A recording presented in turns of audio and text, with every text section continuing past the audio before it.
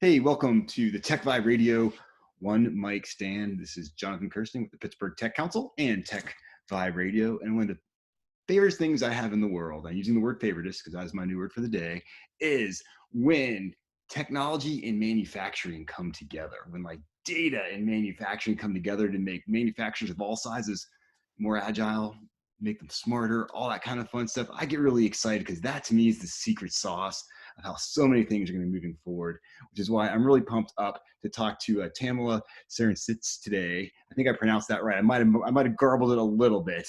It's good. It's good. Hopefully not too bad though. I'm like sometimes I'm like the worst with names. Like I try to be good, and then all of a sudden you're like, oh my god. Yeah, no, it's good. So thanks for bearing with me on that one, Tamela. So Argolytics, really cool little company you're spinning up there, and you're out of State College. Right, that's right. Yeah, we're here in State College, home of Penn State. So, yep. Absolutely. And I'll tell you what, I love State College for one reason. Is Uh-oh. Rothrock State Forest. Oh, yeah, right? I just right there, right between Bullsburg and State College there. It's one of my favorite places to go, that's for sure. Yeah, So. great mountain biking, great hiking, lots of outdoor space. Love it. Yeah, it's great. It's great for social distancing. It's great for social distancing. I can stay very far away from people and be on my bike having fun on Tussey Hill or Tussey Mountain there, as far as that is. So anyhow, right. So give us your background real fast. You guys have a really fascinating background to be doing what you do. Right. Yeah. So, I for about 10 years, I worked for a local company here in State College called Minitab. Yeah. And what Minitab does, they're a great company. It's amazing. They make statistical software, and it's primarily used with folks that are doing Six Sigma work in manufacturing. Okay. So the big aha moment that I had while I was working there was there was a good subset of Minitab's customers that said, you know what? It's such a powerful software package. There's so much we can do with it, but we're really only using a small bit of it. Right. Exactly. So that's where when I left Minitab about a year and a half ago now, I said I really think that I can build something that does the analytics that's just kind of that subset, that small bit that people in the manufacturing space need, especially when they're getting started. So that's where I went, and I got together some former Minitab developers, and we started on. So kind of you think of it a little bit of a spin-off or something, but it's just trying to take advantage of the opportunity there in the small manufacturing space. That's fantastic. I absolutely love that. See, it's a great story how you got your start doing this. And you're helping solve some really tough challenges. I mean, and really empowering companies with information and data as far as that goes. Right. We're really in a good place, I feel, especially when you hear the term Industry 4.0. Absolutely. Because that's kind of where we're trying to be leaders in the space, and leaders specifically for those small and medium-sized businesses that maybe feel like when they hear Industry 4.0, that's not for me, it's too advanced or something. We're trying to make it so this works for everybody. So I can use it. Right. Yeah. That's how I always try to look at it, because that's where the real power of this stuff comes, being able to take these very advanced technologies and bring it down to where a small manufacturer can use it to their advantage. And that just makes it so cool. Maybe give us just a little oversight for our listeners and our viewers about what exactly is Industry 4.0? Give us a nice like definition or some examples as to what's really building that 4.0 industry. We're hearing so much about it today. Right. Yeah. So Industry 4.0, the term 4.0 is actually pointing to the fact that it's the fourth industrial revolution. Right. So fourth means that there were three ahead of it. So exactly. So in your mind, you might think about, okay, Industrial Revolution, that makes you maybe think about back in the 1880s in London, black and white pictures. This is back when the steam engine first got started. And really the first Industrial Revolution was when they started to mechanize production. Right. Really just, small crafters. And then, that was the late 1800s, then the turn of the century, then the second industrial revolution. This is where we kind of think about Mhm. Henry Ford and the Model T. And the assembly line coming together. Yes, the Okay. assembly line. That's exactly right. So that's when, electricity came on the scene, mass production.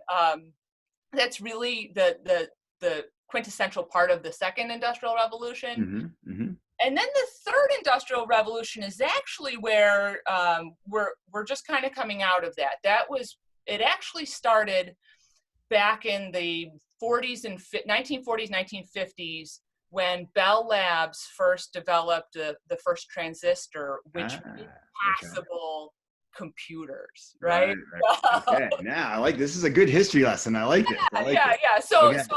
so computers, we got the personal computer in the 70s and the 80s. It started really being used in manufacturing so that they can start automating some of their processes. And then when we think about it from a statistics perspective, which is kind of where my data analytics comes in, Exactly. the third industrial revolution was really about the movement towards Six Sigma and using advanced statistical tools to analyze what's happening on the shop floor to help improve and make it more efficient.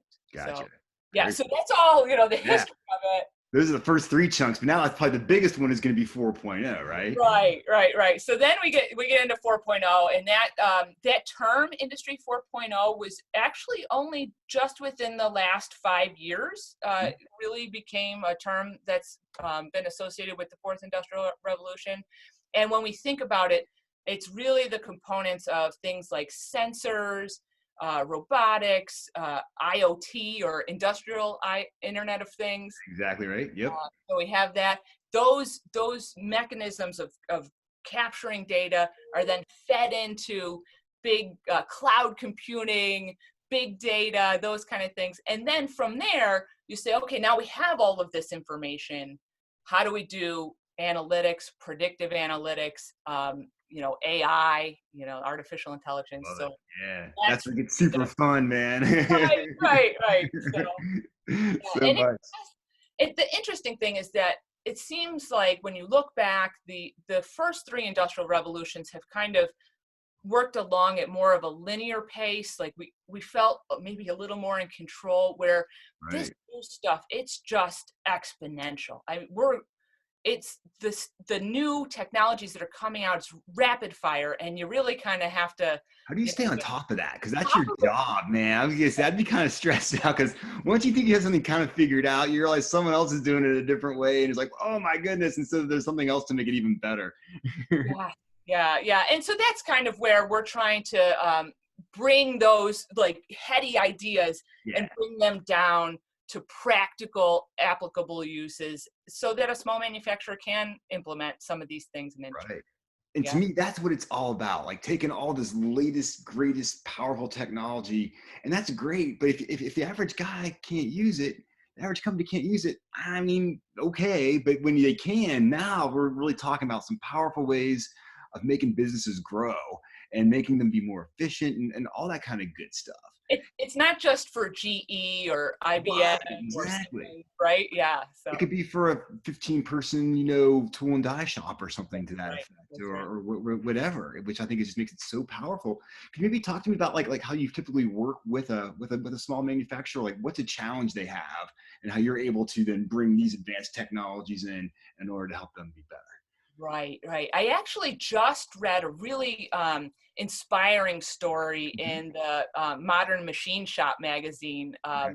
and it was great because it was a real perfect example of what you're asking for here, where it was a job shop. They had a lot of big. They What did they do? It was kind of like steel tubular, long, big pieces of raw material coming in, and then they would cut to length, but they found that there was just, they weren't doing easy throughput on this. So basically what they were able to do was to implement some cellular manufacturing processes Okay. so that they could really smooth out the work in progress. And all of that was made possible by the fact that they were actually collecting the data on the parts coming in, not just from the suppliers, but once they got in-house. And Okay. then also the information about, what was the time and process for each station along the manufacturing floor, Right. that they could smooth out their process. And it was, I had to post it up on my personal LinkedIn account, because I was like, Okay. a fantastic example of where data analytics can really help a small job shop, really put a lot more throughput on their processes. Definitely. See, that's CV. That right there. That's how it works. That's what I'm talking about. That's why I just think it's so cool that we're able to talk about this today. So what are some other ways that you're working with, these small manufacturers, other types of like definitely industry 4.0 technologies that are really becoming relevant towards the smaller manufacturer and are really becoming those main tools in their toolkit? Right. Yeah. We see a lot with things like sensors on instruments. These small things that can detect vibrations and help with downtime. That's really powerful right now. Some of the other things, if just to kind of bring it around to, well, what can a small manufacturer maybe do, Yeah, to implement these things? exactly. I highly recommend reaching out to the local MEP, or manufacturing extension partner. Here Yes. in Pittsburgh region, that would be the Catalyst Connection. You know those guys quite well. Absolutely. Super good Yeah, people. they're right on top of, how to help small manufacturers implement some of the newer technologies, because every small manufacturer's needs are different, right? I mean, they're, work in progress might be an issue for one small manufacturer. Others might be supplier quality issues, or other things like that, or maybe they have nonconformances. Those kind of things can all be helped by some of these new technologies that are coming into the space. So. Very, very cool stuff. Well, I mean, also other resources out there, like the Penn State New Kensington, their economic revitalization program through the Next Innovation, which I think is really cool. Obviously, you can see these things. They're really trying to bring these things to the people as far Yeah. as that is. It's just, Yeah. Chancellor Snyder there at the New Kensington Penn State campus. I mean, he's really done something there as far as starting to bring these new technologies right to what he calls a Rust Belt revitalization. exactly. Yeah. And that's what, that's necessary. And to bring the skill level, to these new technologies, we need the people, right? We Yeah. need the people with the skills. So. What are your thoughts on also building more awareness? I feel like because there's so much opportunity within manufacturing right now, and I think a lot of folks that are like in school or just getting that part where they're starting to think about their careers aren't necessarily realizing that, man, you can work in manufacturing and do some really cool, fun stuff, and it's not about sparks and welding per se, or cutting pieces of metal down to size, but it's literally about like optimizing and just making everything tight. Yes, yeah, it's so much more. It's so much more computer based, because we're coming out of that third industrial revolution, the digital revolution, right? So the using computers, PLCs, CNC machines, this requires a level of sophistication and education that we haven't seen before in the past. And that's really where I was trying to make the point of, this is exponentially growing technology here. We're right on the cutting edge with a lot of this stuff. And so you're right, it's not hands-on tools are important, but if you have an aptitude for computer programming, or skills in that field, data analysis, manufacturers need you, and there's a lot of space to grow. So I highly recommend it to young people coming in, looking for jobs. Yeah, no, for sure. And of course, we all have the whole COVID pandemic on our brains. It's just, we cannot not address this. But I mean, it's been doing crazy things, as we all know. But I feel like this is now creating an opportunity for manufacturers. Right, this is this time to reset a little bit and to come back stronger. What are your thoughts on that? Yes, yeah, I really think that right now is especially an opportunity for manufacturers to try to do some retooling. And when I think about this, I think about maybe three things that you can actionably do. Okay. Yeah. Yeah. First off, make sure that this is an opportunity to get in some training, right? Okay. And not just training for this is your workstation, this is what you do, but let's do some cross training, right? Like, let's make ourselves more resilient the next time these things a shock comes along. Um, the second thing I'd recommend is trying to make connections, especially in management, with partnerships that are maybe to make your supply chain a little more resilient, but then also partnerships with your local, your community college, or if you're near one of the Penn State branch campuses, they're really, really trying to reach out to makers and technologists in the area to try to bring everybody up together. So because I'm here at Penn State, I hear it a lot. The president has said, we have these agricultural extension programs that are really big in the state. Why don't we do that same thing with innovation, right? I like that. Yeah, Yes, I'm yes. behind you on that one. Absolutely. Right. You see these launch boxes and these accelerator programs. Exactly. They're popping up all over the state. It's a great time right now to be in Pennsylvania. So I agree. I agree. What have we not covered? Anything important that people need to know about the Argolytics, about what Tamela's up to, Industry 4.0? There's just so much going on. I always feel like I'm going to miss something. So I always kind of wind it up with like, what did I miss? I think the one other thing that I wanted to just point out is Really? Pennsylvania, and where right now what we have going on in the state as far as the innovation, it's amazing, right? So there's not only my company, Argolytics.